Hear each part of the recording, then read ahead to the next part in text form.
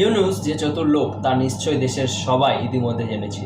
তিনি যখনই দেখেন দেশের কোনো অপরাধ দেশের বাইরে খুব প্রচার হচ্ছে, তাকেও দোষ দেওয়া হচ্ছে বা পদক্ষেপ নেওয়ার জন্য তাকে বলা হচ্ছে, তখন তিনি বিবৃতি বানিয়ে ফেলেন তড়িঘড়ি। পুলিশকে বলেন অ্যাকশন নিতে। সবাই আপাতত লোক দেখানো, সবই মিথ্যে। তিনি ভালো ভালো কথা বলে আপাতত শান্ত রাখেন দেশের বাইরের মিডিয়াকে। বিবৃতি পেয়ে মিডিয়া শান্ত। তারপর তিনি দেশের ভিতরে জিহাদিরা যা খেতে চায় তাদের তিনি তাই খাওয়াতে থাকেন। বইমেলায় জঙ্গিদের বিরুদ্ধে কোনো অ্যাকশন নেওয়া হয়নি 10 মাসে, বরং সব্যসাচী প্রকাশকেই দেশ ত্যাগ করতে হয়েছে পান বাঁচানোর জন্য। দীপুচন্দ্র দাসের নৃশংস হত্যাকাণ্ডের জন্য যে জিহাদি মুসলিমরা জড়িত, তারা আজ লোক দেখানোর গ্রেপ্তারের শিকার হলেও কাল ওদের মুক্তি দেওয়া হবে, সে খবর প্রচার না হওয়ার ব্যবস্থা তিনি করবেন। আজ পর্যন্ত কোনো হিন্দুই যাদের নবী নিয়ে কটূক্তি করার মিথ্যা অভিযুক্তে হত্যা করা হয়েছে বিচার পায়নি।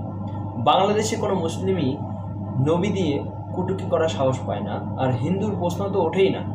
হিন্দুদের হত্যা করার উদ্দেশ্যই গুজব ছড়ানো হয়। যাবজ্জীবন শাস্তি হওয়া সব দাগি জঙ্গিদের জেল থেকে মুক্তি দিয়েছে ইউনূস।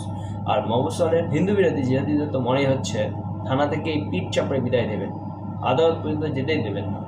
জিহাদিদের পেয়ারের লোক তিনি, তাই তার আদেশেই তো হিন্দু নেতা চিন্ময় দাস বিনা অপরাধে জেলে বসছেন। চিন্ময় দাস জেলের বাইরে থাকলে হিন্দুদের মনোবল বাড়ত, তা তিনি হতে দেবেন না।